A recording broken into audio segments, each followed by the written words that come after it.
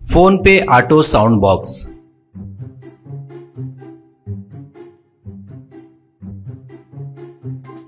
उत्तर प्रदेश में झांसी बोलकर एक गांव है।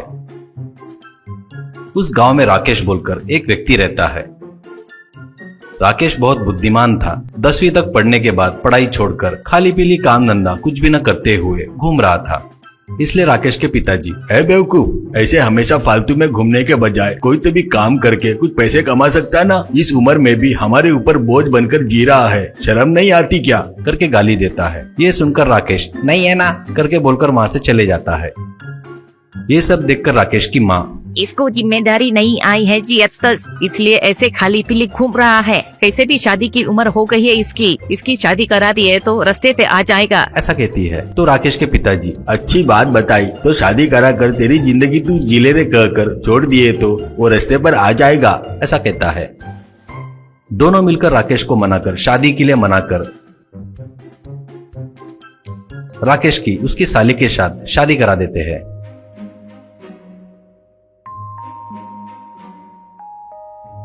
उषा को भी राकेश बचपन से ही बहुत पसंद था, इसलिए राकेश कुछ भी ना कर रहा है करके पता चलने के बाद भी शादी के लिए तैयार होकर शादी करती है। राकेश शादी होने के बाद भी नहीं बदला, पर माँ बाप उसे अभी पैसे नहीं देंगे करके पता चलता है। कुछ तो भी धंधा करना चाहिए करके सोचता है।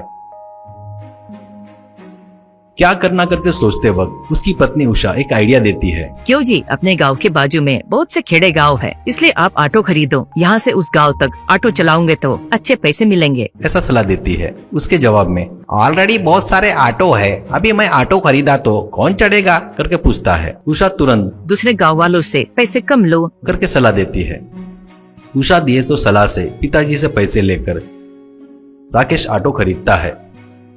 राकेश अमिताभ का बहुत बड़ा फैन था, इसलिए ऑटो भर अमिताभ जी के पूरे फोटो स्टिकर लगाता है। वो देखकर पसंद आकर राकेश के ऑटो में लोग चढ़ते हैं। वो देखकर दूसरे ऑटो वाले भी अमिताभ के स्टिकर लगाते हैं। राकेश के ऑटो के गिराई कम हो जाते हैं। राकेश को गुस्सा आकर बाकी लोगों जैसा नहीं, कुछ तो भी अलग करना चाहिए करके सोचता है।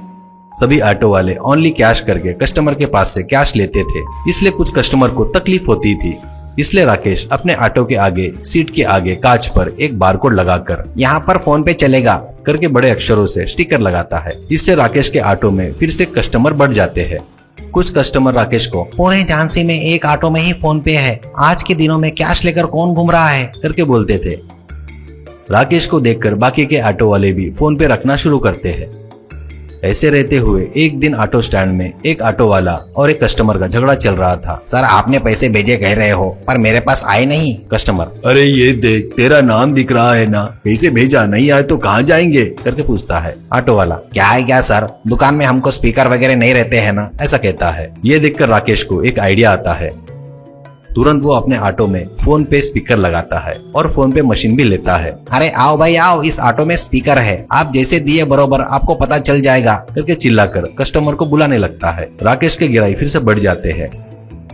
इस बार कुछ दिमाग लगाकर सोचना पड़ेगा करके सोचने लगता है। एक जबरदस्त आइडिया आता है। फोन पे स्पीकर में अपनी वॉइस लगा सकते हैं, सेटिंग में जाकर कर सकते हैं, पर वो कोई नया नहीं है, बाकी के लोग भी कर सकते हैं। सोचकर करना है तो कुछ फनी जैसा करना होगा। सोचकर अपनी आवाज बदल बदल कर फनी बातों को रिकॉर्ड करके स्पीकर के सेटिंग में लगाता है।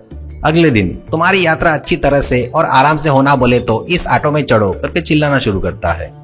वो सुनकर एक 50 साल की आंटी फुल मेकअप करके राकेश के ऑटो में चढ़ती है और उतरने के बाद 100 रुपए फोन पे करती है। एक सुंदर सी लड़की ने मुझे 100 रुपए भेजे, थैंक यू करके स्पीकर में आवाज आई। वो सुनकर आंटी, अरे वाह, ये तो बहुत बढ़िया है, मुझे बहुत पसंद आया करके और एक 50 रुपए टिप देती है। टिप देती है तो 50 रुपए के लिए एक सुंदर सी लड़की ने 50 रुपए दिए है करके आवाज आती है, जिससे वो आंटी शर्मा के चले गई। उस दिन एक अंकल ऑटो में चढ़ते हैं। राकेश 100 रुपए बोलता है तो वो उतरने के बाद वो 70 रुपए फोन पे करता है तो स्पीकर से, अरे बेवकूफ, 70 नहीं 100 रुपए डालो करके आवाज आता है। वो सुनकर गुस्सा नहीं होते हुए हंसते हुए, बढ़िया है करके बाकी के 30 रुपए डालता है। वो भेजते ही थैंक यू अंकल करके आवाज आती है। अंकल राकेश को उसके आइडिया की तारीफ करके चला गया। तो बाकी के ऑटो वालों को ये समझ में नहीं आने से अचरज में पड़ जाते हैं। राकेश के ऑटो में चढ़ते हैं तो वो सफर नहीं कर रहे हैं, ऐसा लगता ही नहीं करके सभी लोग बोलना शुरू करते हैं। ऐसा राकेश अच्छे से कमाना शुरू करता है। ये सब देखकर राकेश के पिताजी उसकी पत्नी से, मुझे पहले से पता है मेरा लड़का बुद्धिमान है, देखना जिम्मेदारी आए तो बरोबर कैसे बदल गया करके कहता है तो माँ मैं भी तो वही बता रही थी जी। कहकर हंसती है। तब दोनों एक दूसरे को देखकर हंसते हैं।